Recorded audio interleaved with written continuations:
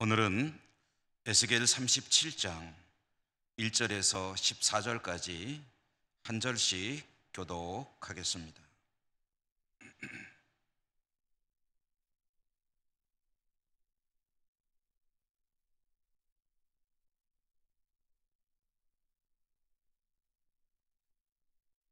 여호와께서 권능으로 내게 임재하시고 그의 영으로 나를 데리고 가서 골짜기 가운데 두셨는데 거기 뼈가 가득하더라.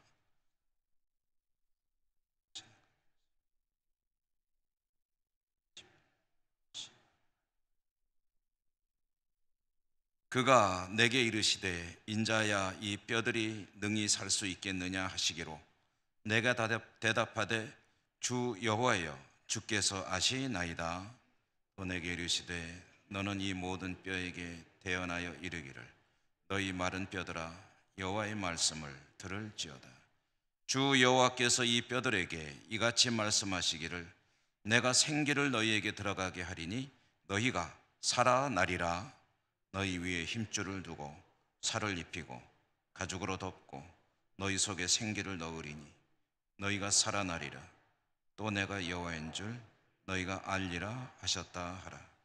이에 내가 명령을 따라 대언하니 대언할 때 소리가 나고 움직이며 이 뼈 저 뼈가 들어맞아 뼈들이 서로 연결되더라.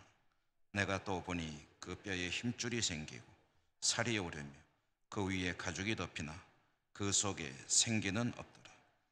또 내게 이르시되 인자야 너는 생기를 향하여 대언하라.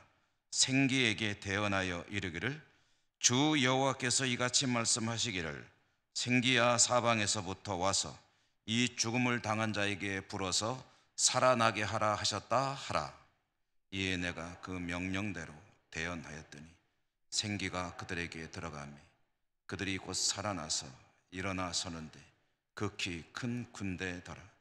또 내게 이르시되 인자야 이 뼈들은 이스라엘 온 족속이라. 그들이 이르기를 우리의 뼈들이 말랐고 우리의 소망이 없어졌으니 우리는 다 멸절되었다 하느니라. 그러므로 너는 대언하여 그들에게 이르기를 주 여호와께서 이같이 말씀하시기를 내 백성들아 내가 너희 무덤을 열고 너희로 거기에서 나오게 하고 이스라엘 땅으로 들어가게 하리라. 내 백성들아 내가 너희 무덤을 열고 너희로 거기에서 나오게 한즉 너희는 내가 여호와인 줄을 알리라. 내가 또 내 영을 너희 속에 두어 너희가 살아나게 하고 내가 또 너희를 너희 고국 땅에 두리니 나 여호와가 이 일을 말하고 이룬 줄을 너희가 알리라. 여호와의 말씀이니라. 아멘. 오늘도 말씀의 은혜가 여러분과 함께 하시기를 기원합니다. 새해 들어 수요일 성경 읽기 말씀의 뜻을 새겨가면서 첫 수요일에 다니엘의 말씀, 그리고 지난 수요일과 오늘 에스겔, 다음 수요일까지 에스겔의 말씀을 읽게 되겠습니다. 이와 같이 읽는 이유를 말씀드렸지만 다시 한번 또 짚어드리면 남왕국 유다가 망하기 직전에 느부갓네살, 바벨론의 느부갓네살에 의해서 유다의 주요 인물들은 세 차례에 걸쳐서 바벨론의 포로로 끌려갔습니다. 첫 번째로 끌려간 것은 주전 605년에 1차로 포로들이 끌려갔는데 그때 1차로 끌려간 포로들 가운데는 다니엘과 그 세 친구들이 섞여 있었습니다. 두 번째로 끌려간 것은 그로부터 약 8년 후인 주전 597년에 2차로 포로들이 또 끌려갔는데요. 그때에는 그 포로들 중에는 에스겔이 포함되어 있었습니다. 그리고 세 번째로 마지막으로 끌려간 것은 남왕국 유다가 완전히 망하던 주전 586년에 또 많은 포로들이 끌려갔고요. 이렇게 세 차례 포로들이 많이 끌려가서 바벨론에서 살게 되었는데 첫 주에는 다니엘이 끌려갔을 때 그 땅에서 겪었던 이야기, 믿음의 이야기죠. 그들은 시험을 잘 치르고 믿음으로 이기고 바벨론 땅에서 관리로 살게 되었다 하는 이야기 우리가 함께 나누었습니다. 그때는 아직 유다 왕국이 망하지 않았을 때였습니다. 그 다음에 에스겔 이야기를 우리가 지난 수요일에 읽었죠. 에스겔은 끌려간 곳에서 선지자로 부르심을 하나님께 받았습니다. 선지자 사명을 감당한 것이죠. 그리고 선지자로 사명을 부여받은 에스겔이 하나님의 영에 이끌려 예루살렘 곳곳을 환상 가운데 목격하는 그 이야기를 지난 수요일에 읽었습니다. 에스겔이 하나님께 이끌려 환상 가운데 본 예루살렘 도성의 곳곳의 광경들은 그 내용이 뭐냐, 한마디로 압축하자면 남왕국 유다가 왜 망할 수밖에 없느냐 하는 그 이유를 하나님께서 에스겔에게 보여주신 것이고, 그것을 유다 백성들에게, 끌려와 있는 사람들에게 전하라고 한 것이었죠. 그리고 결국 남왕국 유다는 주전 586년에 망했습니다. 에스겔은 포로로 끌려가는 때의 나이가 25세였던 것으로 알려지고 있고요. 그리고 끌려간 지 약 5년 후에 선지자로 부르심을 받았습니다. 그러니까 에스겔의 나이 30세 때부터 선지자로 활동을 하게 되었습니다. 예수님의 공생애도 누가복음에 의하면 30세 즈음에 시작이 되었다. 에스겔의 선지자 사역도 30세에 시작이 되었다. 이 30세라고 하는 나이가 어떤 나이냐면요, 제사장이 정식으로 취임하는 나이가 30세입니다. 보통 이스라엘의 제사장들은 20세가 되면 제사장으로서 이제 트레이닝을 받기 시작합니다. 훈련을 받는 거죠.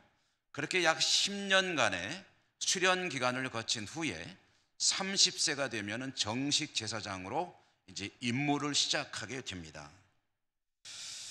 30세가 되면 정식 제사장으로 성전을 섬기게 되는데, 예수님께서 30세에 그의 공생애를 시작하셨다는 사실, 그리고 에스겔이 30세에 부르심을 받아 선지자로 활동하게 되었다는 소식, 이런 뉴스들은 나름대로 의미가 있는 일이다 라고 하지 않을 수가 없습니다.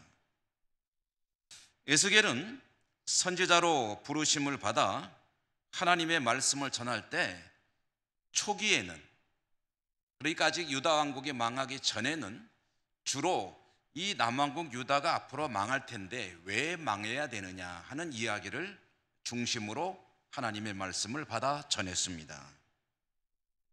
그 이유가 무엇이냐? 하나님은 하나님을 떠나 줄기차게 우상을 향해 달려가는 그 백성을 심판하지 않을 수 없다는 거죠. 그리고 에스겔이 목격했던 여러 광경들, 그것은 하나님이 아니라 이방 신들, 우상들을 부지런히 섬기는 그런 하나님의 백성들의 모습이었던 것이죠. 심지어는 성전에서 하나님을 섬기는 중심이 되어야 될, 주역이 되어야 될 제사장들조차 하나님께 등을 돌리고 태양신을 숭배하고 있었다. 그러니 망하지 않을 수가 있겠느냐라는 이야기를 전하게 되죠. 하나님은 유다를 심판하기로 작정하셨습니다. 그것은 돌이킬 수 없는 하나님의 결단이었습니다. 그런데 그렇게 작정을 하신 하나님께서 에스겔을 통해서 계속해서 유다가 망할 수밖에 없다는 사실을 전하게 하시는 이유가 무엇일까? 예레미야도 그랬습니다마는 에스겔을 통해서 계속해서 하나님께서 유다가 망한다고 하는 사실을 전하신 이유, 역설하신 이유, 왜 구구히 그 말씀을 계속해서 에스겔로 하여금 전하게 하셨을까? 짐작컨대 아마도 하나님께서는 남왕국 유다가 그때라도 회개하고 돌아오기를 원하시며 기다리고 계신 것이 아니었을까 하는 생각을 해보지 않을 수가 없습니다. 그렇지만 세월은 흘러갔고 돌이킬 줄 모르는 남왕국 유다를 하나님은 예정대로 심판하셔서 처참하게 멸망을 당하게 되었습니다. 남왕국 유다가 망했을 때 에스겔의 이 선지자 사명, 선지자 사역이라는 차원에서 보게 되면, 그러면 남왕국이 앞으로 어떻게 망할 것인지, 왜 망해야 되는지를 역설했던 에스겔의 선지자로서의 사명은 이제는 더 이상 필요 없게 된 것이냐, 에스겔의 선지자로서의 사역 기간은 이제 끝나는 것이냐. 남왕국 유다가 망해버렸는데 왜 망하는지, 그 이유를 설명하는, 그 이유를 역설하는 에스겔의 활동이 더 이상 무슨 필요가 있겠느냐, 그것으로 사명이 그러면 끝나는 것이냐 하면은 그건 아니었습니다. 하나님은 에스겔에게 이제는 남왕국 유다가 멸망당하는 이유, 그 멸망당하는 그 모습들을 전하는 대신 다른 내용들을 전하게 하셨습니다. 말씀의 내용이 바뀌었다는 거죠. 이제 나라가 망해버렸기 때문에 왜 망해야 되는지를 전하는 것은 또 별로 의미가 없어졌습니다. 망할 것이라고 이야기하는 것도 필요가 없는 그런 메시지가 되었습니다. 그러면 하나님은 에스겔에게 이때 이후로는 무슨 메시지를 전하게 하셨을까?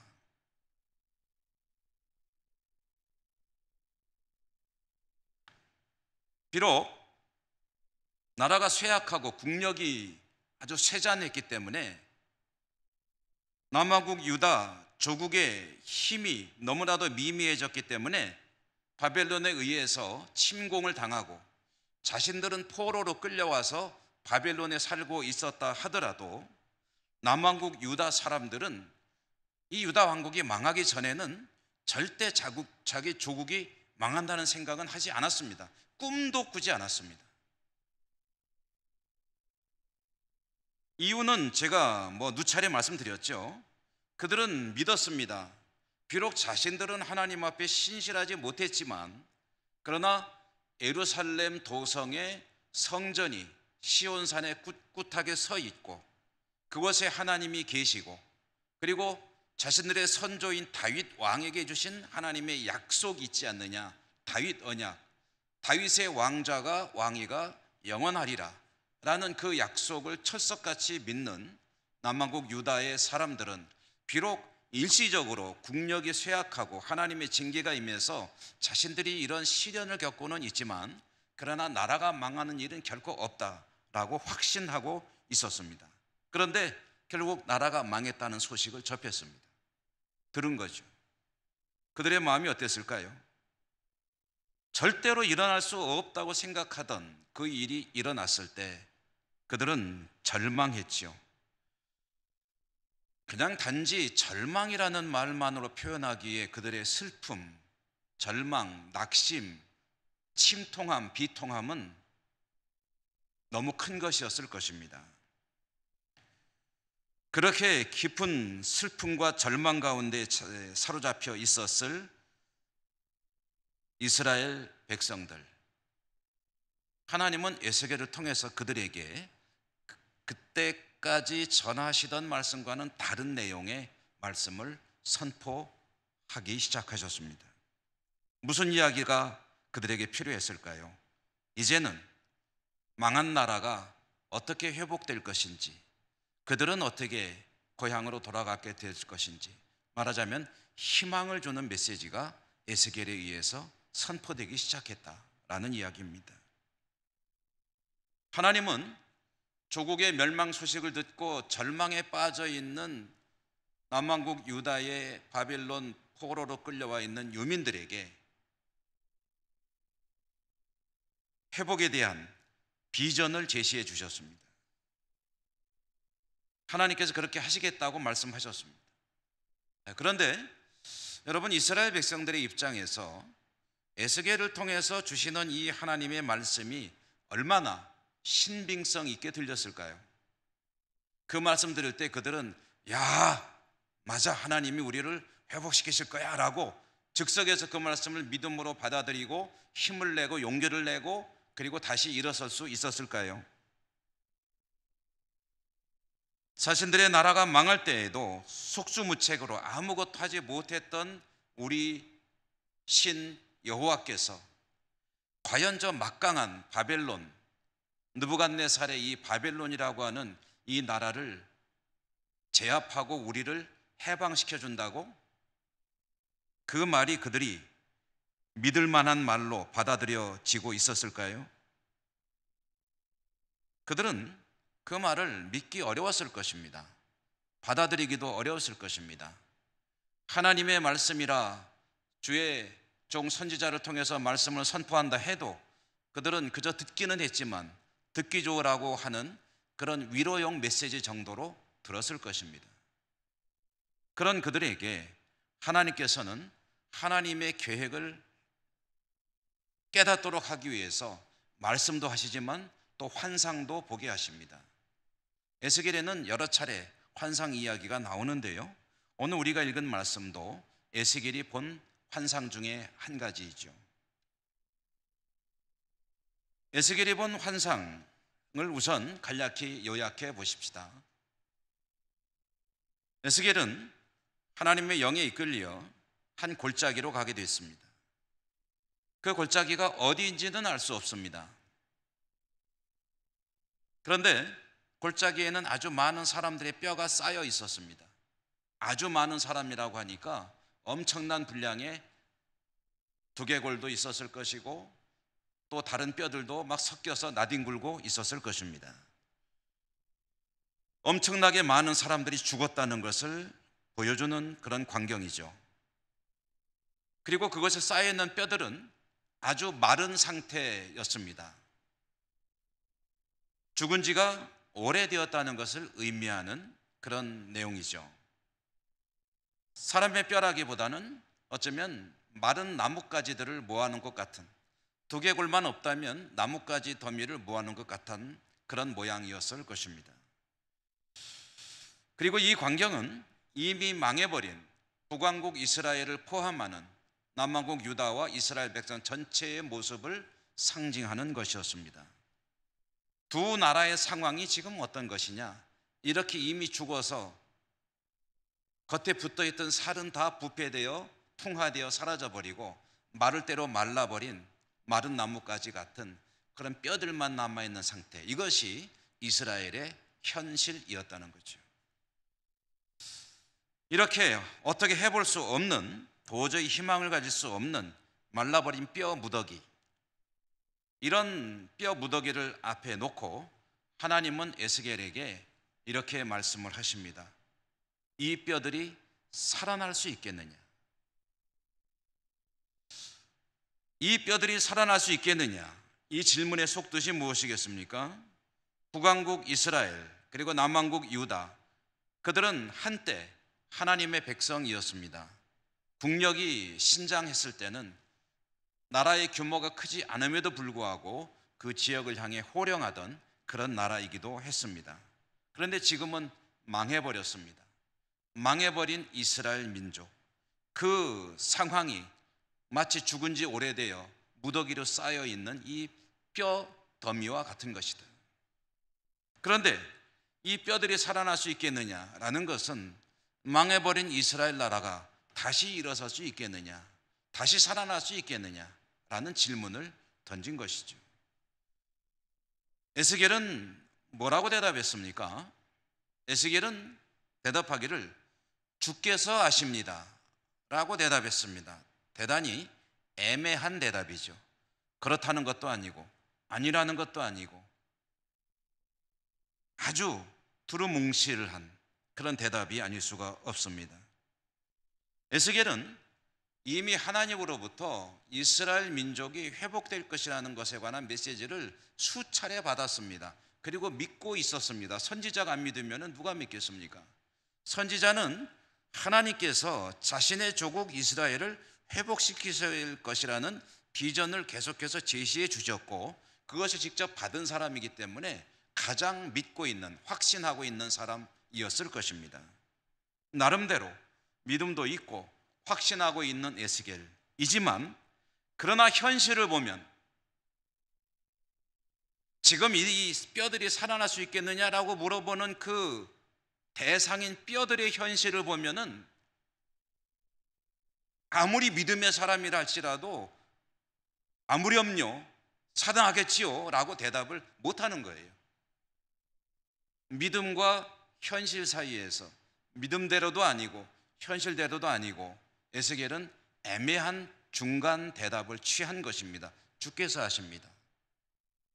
그런 걸 왜 나한테 물어보십니까? 에스겔은 흔들리는 믿음도 그 이유가 되었거니와 또 이스라엘의 하나님을 향한 자세, 믿음을 생각하면 살아날 것입니다, 살아나게 해주십시오라고 요청할 수 있는 염치도 없습니다. 이렇게 나라가 망해버렸을 때 그들은 하나님 앞에 회개하고 이제부터라도 우리가 다시 하나님께로 돌아가자라고 회개 운동을 했느냐? 그렇지 않습니다. 그들은 그렇게 변함없이 그렇게 살아가고 있었습니다. 그런 그들을 하나님 다시 회복시켜 주십시오 라고 말할 수 있는 염치가 없다는 거예요. 믿음도 흔들리고 염치도 없으니 그저 애매하게 대답할 수밖에 없지요. 주께서 아시지요. 제가 뭘 알겠습니까? 그런 에스겔에게 하나님은 다시 말씀하십니다. 내가 생기를 그들에게 들어가게 하리니 그들이 살아나리라. 너는 이렇게 말 안 하는 거죠. 생기를 너희에게 불어넣을 테니까, 그러면 너희가 살아날 테니까, 그리고 너희들은 그때 내가 여호와인 줄 알게 될 테니까, 말하자면은 그렇게 잘 진행된 것을 잘 봐라, 그런 뜻으로 이제 말을 하게 하십니다. 하나님의 명령이 떨어지자 에스겔이 명령대로 행하자 에스겔의 눈앞에서 놀라운 광경이 벌어지죠. 이것은 현실은 아니고 환상입니다. 환상 가운데 펼쳐지는 놀라운 광경, 그것은 뼈들이 소리를 내며 이리저리 이동하기 시작합니다. 지자리 찾아가는 거죠. 그 다음에 뼈와 뼈가 서로 맞아서 연결이 되었습니다. 손가락 뼈들이 여기저기 흩어져 있다가 척척척척 맞더니 손바닥이 이루어지고, 또 여기에 이 뼈들이 이어지면서 사람의 형체를 갖추게 되고, 또 두개골이 가서 달라붙고 하더니 사람의 모양이 되었습니다. 이와 같이 뼈와 뼈가 서로 맞아 연결되더니 뼈 위에 힘줄이 생기기 시작했습니다. 힘줄이 뼈와 뼈를 연결해 주었습니다. 그리고 그 위에 살이 올라오기 시작했습니다. 살이 채워지더니 그 위에 피부, 가죽이 덮게 되었습니다. 사람의 모양이 다시 회복이 된 것이죠. 그러나 그 회복된 사람의 모양이 아직 생명은 없었습니다. 그 안에 생기가 없기 때문이었습니다. 하나님은 에스겔에게 다시 명하셨습니다. 생기야, 사방에서부터 와서 이 죽음을 당한 자들에게 불어서 살아나게 하라 라고 너는 말하라는 거죠. 에스겔이 그대로 했습니다. 그러자 그들이 다 살아나게 되고 큰 군대가 되었다라는 이야기입니다. 이 광경을, 이 환상을 에스겔에게 보게 하셨고 그것을 기록해서 전하게 하셨습니다. 이것을 보여주신 하나님의 뜻, 의도, 전해서 읽게 하시는 하나님의 마음, 그것은 어떤 것일까요? 11절부터 14절까지 내용이 그 의도이고 하나님의 목적이고 하나님의 뜻인데요, 간략히 요약해 본다면 이런 것이죠. 이스라엘 백성들은 소망이 없다고 믿음이 없이 절망하고 포기하고 있겠지만, 하나님, 나는 너희들을 무덤을 열고 나오도록 하겠다. 그리고 그와 같이 내가 너희들을 무덤을 열고 나오게 할 때 이 일을 통해서 너희들은 내가 여호와 하나님인 것을 알게 될 것이다. 이렇게 전하게 하셨습니다. 무덤을 열고 나오게 하시겠다. 무덤은 그들이 지금 살고 있는 바벨론을 의미하는 것이죠. 그들이 무덤을 열고 나온다는 것은 그들로 하여금 바벨론을 떠나 고국 땅으로 돌아가게 하시겠다는 하나님의 또한 선언이죠. 하나님의 계획, 하나님의 비전입니다. 하나님은 이런 일을 행하심으로 자신이 여전히 이스라엘의 하나님이신 것을 증명하실 것입니다. 그리고 자신을 계시하실 것입니다. 내가 이런 하나님이야 라고 입증한다는 거죠. 그리고 하나님은 그 이야기를 미리 에스겔을 통해서 이스라엘 백성들에게 전하게 하시고 계신 거죠. 이 말씀을 묵상하면서 생각나는 것, 이스라엘은 적어도 2번은 깜짝 놀랄 것이다. 왜 놀라느냐? 첫째로는 조금 거슬러 올라가서 유다 왕국이 망하는 것을 보고 그들은 경악할 것이다. 좀 전에도 말씀드렸습니다마는 유다 백성들, 이스라엘 백성들은 하나님의 백성인 이스라엘이 절대로 망하지 않는다는 확신을 가지고 있다. 보통 3가지 정도 이유를 이야기합니다. 첫째로 제가 자주 말씀드리는 첫째로는 시온산 위에 서 있는 예루살렘 성전이 있기 때문에 안 망한다. 2번째로는 다윗에게 주신 약속이 있기 때문에 안 망한다. 또 한 가지는 이것은 이런 신앙적인 것은 아니고요. 그 예루살렘이라는 그 성의 위치 때문입니다. 이 예루살렘이 산꼭대기에 있습니다. 요새입니다. 그리고 성벽을 딱 세운 그 바깥쪽 외곽 쪽은 참 공략하기가 난공불락의 요새입니다. 그러므로 천험의 요새, 그리고 하나님의 성전, 그리고 다윗 왕을 통해 주신 약속, 이 3가지가 삼위일체가 되어가지고 유다 백성들은 절대로 예루살렘 도성이 이스라엘 나라가 망할 수는 없다라고 확신하고 있는 것이죠. 그런데 망했습니다. 너무나도 무기력하게 무너졌습니다. 그렇게 무기력하게 무너질 때 하나님은 아무 일도 하지 않으셨습니다.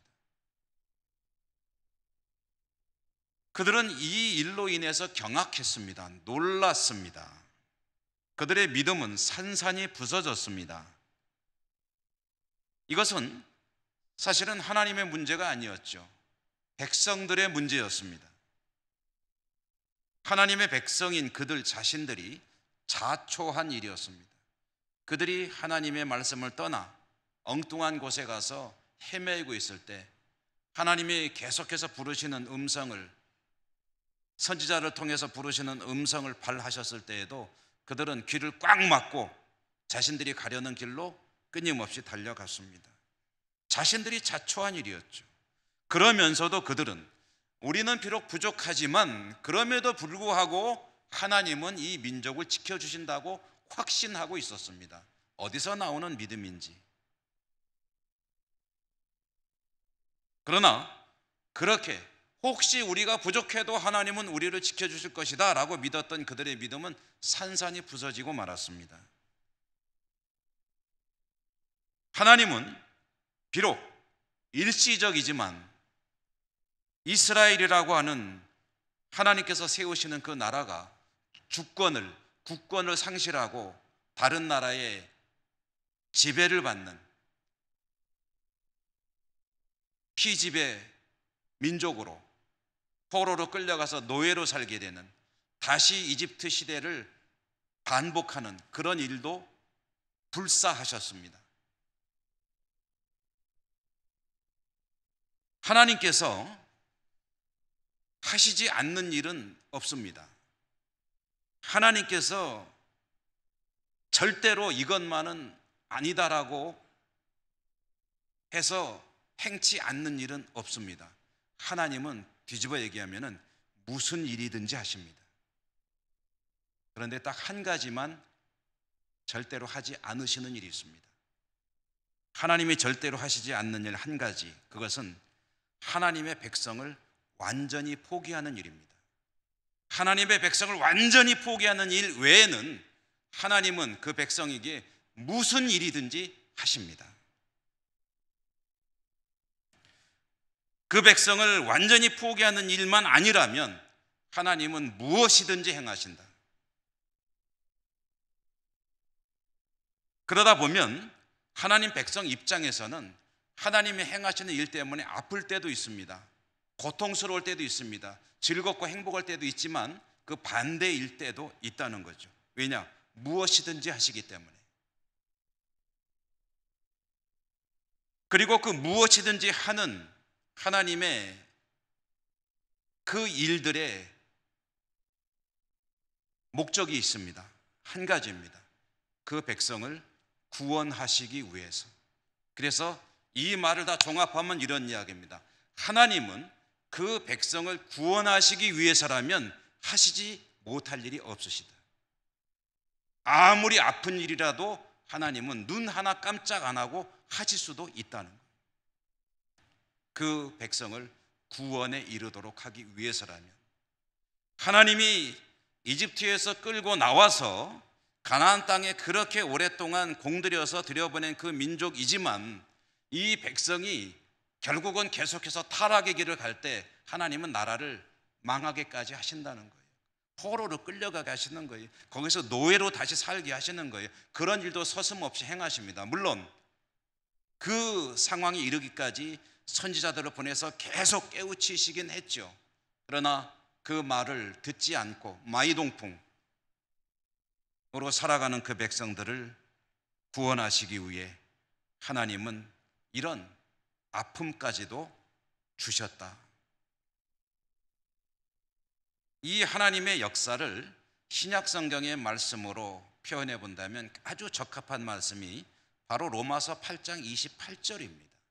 하나님을 사랑하는 자, 곧 그의 뜻대로 부르심을 입은 자들에게는 모든 것이 합력하여 선을 이루느니라.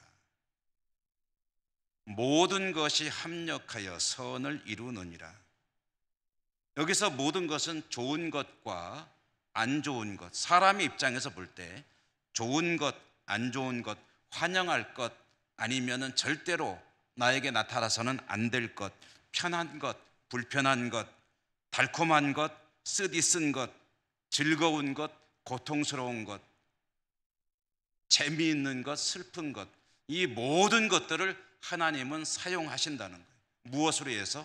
그것들이 합력하여 선을 이루는 것을 위해서라면. 그 선이 무엇입니까? 하나님의 선이 무엇입니까? 그 백성을 구원에 이르게 하는 것입니다. 하나님 나라에서 하나님과 함께 영원히 사는 것을 위해서라면, 그것을 위해서 필요하다면 때로는 인간의 입장에서 너무나도 싫은 것까지도 때로는 하나님은 행하신다. 이스라엘 민족에게 그것이 나라의 멸망, 그리고 주력 인사들의 포로 생활, 노예 생활로 이제 귀결이 지어지게 되는 것입니다. 하나님은 에스겔을 통해서 그 이유를 설명해 주시고, 그러나 그렇게 나라가 망하고 포로로 끌려가 사는 것이 끝이 아닙니다. 그게 목적이 아니에요. 징계가 목적이 아닙니다. 그러한 아픈 과정을 통해서 그들은 다시 고향으로 돌아와야 되고, 다시 성전을 재건해야 되고, 하나님 앞에 나가서 믿음으로 예배하며 말씀을 회복되는 그런 삶을 회복해야 되고, 결국은 하나님께 영광 돌리고 구원에 이르는 하나님 백성으로의 위상을 회복해야 되는 그 길을 가야 되기 때문에 하나님은 거기에 대한 비전을 에스겔을 통해서 제시해 주시는 것입니다. 그 백성을 살리기 위해서라면 하나님은 못하실 일이 없으시다.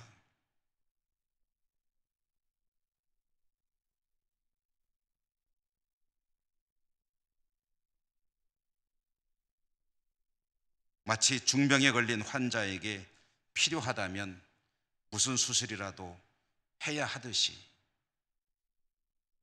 두 번째로 놀라는 것은요,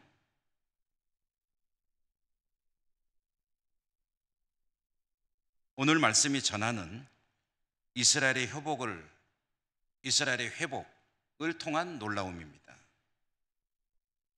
나라가 망합니다. 그들은 희망의 끈을 놓쳐버리게 됩니다. 희망의 끈을 놓아버린 그들은 마치 죽어서 오래된 마른 뼈와 같습니다. 말라 비틀어진 뼈가 다시 사람이 되어 활동한다는 것은 상상할 수 없는 일이죠. 그러나 하나님께서 그렇게 하시겠다고 환상을 통해서 보여주십니다. 그렇게 큰 군대를 이루십니다. 민족의 회복에 대한 하나님의 약속입니다. 가능할까요? 상식적으로 가능할까요? 눈으로 볼 때 가능할까요? 인간의 판단으로 가능할 수도 있지라는 생각이 들까요? 불가능합니다. 그러나 하나님이 환상을 통해서 보여주십니다.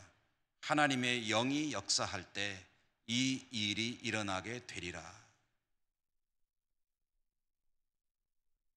그리고 정말 싱겁게 이 일이 이루어지게 됩니다. 이 이야기들은 계속해서 우리가 성경을 읽어나가면서 찾아보게 될 것입니다. 이스라엘은 다시 놀라지 않을 수가 없을 것입니다. 여러분, 하나님께는 능치 못함이 없으십니다. 아멘 하면 참 좋습니다. 하나님께는 능치 못함이 없으십니다. 저 기분 좋으라고 아멘 하시라고 하는 거 아니라고 말씀드렸죠. 여러분, 아멘을 입으로 고백할 때 적어도 이 말씀이 여러분 가슴에 좀 더 깊이 새겨질 줄 믿습니다. 하나님께는 능치 못함이 없으시고요, 그러므로 지레 포기하지 않아야 합니다. 그 어떤 일이 내 삶 가운데 벌어지더라도 하나님을 믿는 하나님의 백성인 저나 여러분, 우리들은 미리 포기하는 그런 일이 있어서는 안 됩니다. 하나님께서는 성경을 통해서 우리에게 끊임없이 말씀하십니다. 믿음대로 될 것이다. 믿음대로 될 것이다. 믿는 자에게는 능치 못함이 없다. 여러분, 미리 포기하지 마십시오. 사람의 시선으로는 도저히 희망이 없을 것 같더라도 하나님께는 불가능이 없습니다. 질병으로 고통 중에 있습니까? 하나님께 끝까지 믿음으로 기도하면서 자신의 병을 놓고 하나님께 기도하는 거죠. 전도해야 되겠는데 이 사람은 불가능이야. 그런 사람 있을까요? 없습니다. 하나님께 기도하면서 최선을 다해 복음을 전하면 그 사람에게 생명의 역사가 있게 될 줄 믿습니다.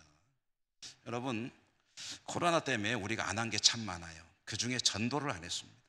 제가 요즘에 하나님께 기도하다 보면 회개하는 것 중에 하나가, 하나님, 이 목사가 믿음이 없어서 코로나 때문에 지금은 전도 안 된다고 생각하고 미리 포기했던 것 같습니다. 하나님, 회개합니다. 예배, 찬양, 기도, 그리고 전도. 여러분, 전도 열심히 해보십시다. 안 될까요? 코로나 때문에 곤란할까요? 코로나 때문에 안 될까요? 오늘 예수계를 통해서 하나님께서 무슨 말씀을 주시나요? 마른 뼈가 살아납니다. 안 될 것이 없습니다. 우리가 믿음으로 기도할 때 하나님께서 생명의 역사 있게 하실 줄 믿습니다. 하나님은 그 백성을 살리기 위해서라면 무슨 일이든 다 하십니다.